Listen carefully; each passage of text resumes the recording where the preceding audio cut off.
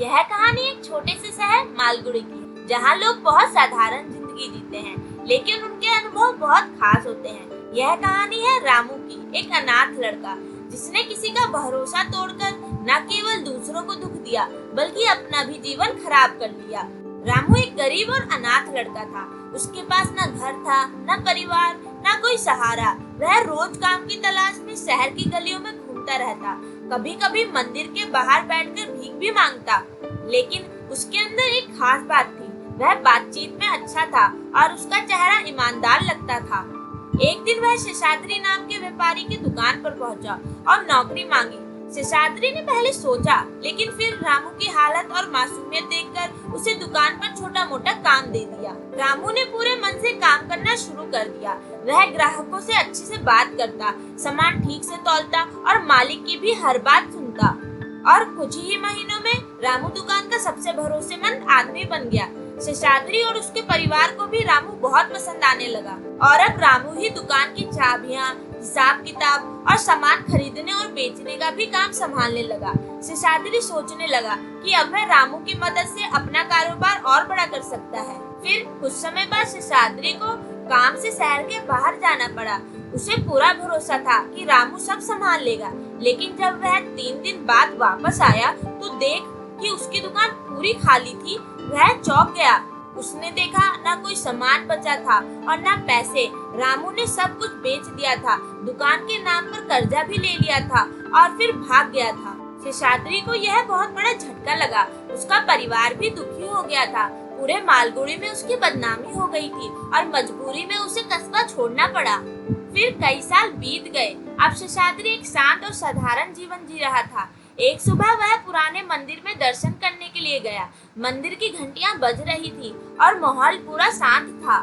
जैसे ही वह मंदिर की पत्थर की सीढ़ियां चढ़ रहा था, उसकी नजर एक भिखारी पर पड़ी।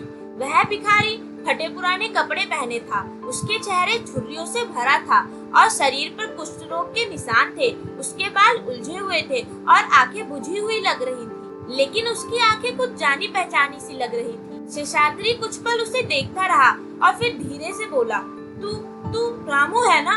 भिखारी ने सिर उठाया। उसकी आंखों में कोई खास भाव नहीं थे, लेकिन उसके होठों पर एक हल्की सी मुस्कान आई। रामू नाम तो सुना हुआ लगता है बाबूजी, वह बोला। अब तो कोई नाम भी नहीं बचा, अब बस किसी तरह पेट भरना है। शेषाद्री उसके पास जाकर बैठ गया। कुछ देर तक दोनों चुप रहे। फिर शेषाद्री ने कहा, मुझे याद है मैंने तुझ पर कितना भरोसा किया था रामू, तुझे बेटे जैसा माना था, लेकिन तू सब कुछ लेकर भाग गया। रामू की आंखों में आंसू थे और वह बोला, मैं जानता हूँ बाबूजी, मैंने बहुत बड़ी गलती की। मैं भाग तो गया, लेकिन अपने आप से कभी नहीं भाग पाया। हर रात मुझे वह गलती याद आती रही और आज देखो मेरे पास कुछ नहीं बचा। शेषाद्री चुप रहा। न वह गुस्से में था न दुख में, बस थका हुआ सा महसूस कर रहा था। फिर उसने अपनी जेब से रुपए निकाले और रामू की टोकरे में डालते हुए बोला, यह मैं उस आदमी को दे रहा हूँ जो आज एक भिखारी है, उस रामू को नहीं जिसने मेरा भरोसा तोड़ा था। रामू के हाथ कांप रहे थे। वह रुपए लेते हुए रो पड़ा। उसकी आंखों में 2 मोटे मोटे आंसू टपक पड़े। शेषाद्री खड़ा हुआ और मंदिर की सीढ़ियों पर चढ़ने लगा। पीछे से रामू की आवाज आई, माफ कर दो बाबूजी। शेषाद्री बिना पीछे देखे बोला, अगर तू खुद को माफ कर सका तो वह तेरी सबसे बड़ी सजा और सबसे बड़ा वरदान होगा। और वह मंदिर के अंदर चला गया। रामू वहीं बैठा रहा, सिर झुकाए, हाथ में पैसे लिए। यह पहली बार था जब किसी ने उसे एक इंसान की तरह कुछ दिया था। न गुस्सा, न सजा, न नफरत, सिर्फ चुपचाप माफी। इस बार रामू भागता नहीं है, वह वहीं बैठा रहता है, अपने टूटे हुए अतीत और चुपचाप वर्तमान के बीच। और शायद यह एक नया बदलाव शुरू होने की शुरुआत है। सीख, इंसान गलती करता है, लेकिन अगर उसे पछतावा हो जाए तो वह उसकी असली सजा है। माफ करना और दया दिखाना किसी को इंसानियत का एहसास दिलाता है, और कभी कभी एक शांत माफी 1000 सजाओं से ज्यादा असर करती है।